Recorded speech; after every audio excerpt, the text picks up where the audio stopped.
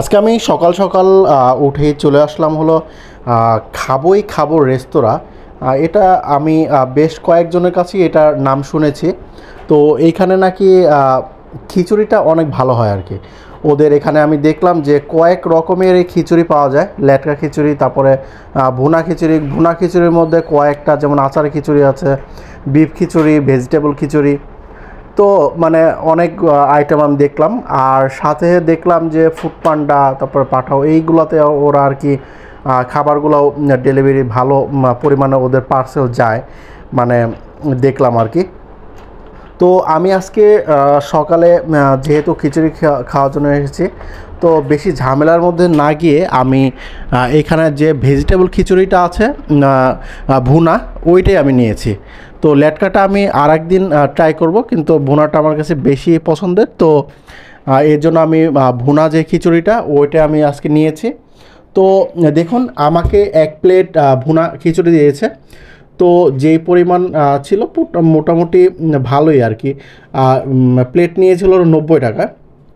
আর এটার মধ্যে সব ধরনের সবজি আমি দেখতে পেরেছি, যেমন টমেটো, গাজর, তারপরে হলো আলু, মানে এই টাইপের আরও অনেক সবজি আমি দেখেছি।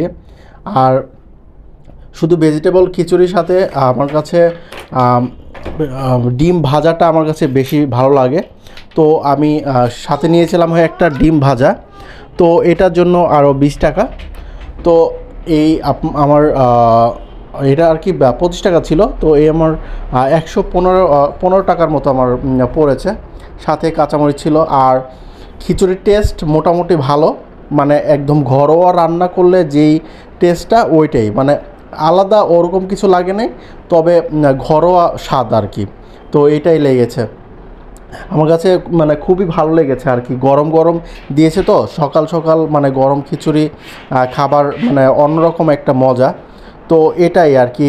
তো যেহেতু খিচুড়িটা একটু বেশি পছন্দ করি, তো এর জন্য আমি সকালেই আর কি এখানে চলে এসেছিলাম, যেহেতু ওদের খিচুড়িটা বেশি ভালো হয় আর কি। আর এটা কিন্তু মগবাজারের খুবই মানে ফেমাস একটা মানে দোকান আর কি। আর এই দোকানটা নাকি অনেক আগের আর কি, খুবই পুরনো এই দোকানটা। আর নামটাও কিন্তু আমার কাছে মানে মোটামুটি ভালো লেগেছে আর কি। খাবোই খাবো, মানে অন্যরকম একটা, মানে গিয়ে মানে খিচুড়ি খাবোই খাবো, মানে এরকম একটা মানে ব্যাপার স্যাপার।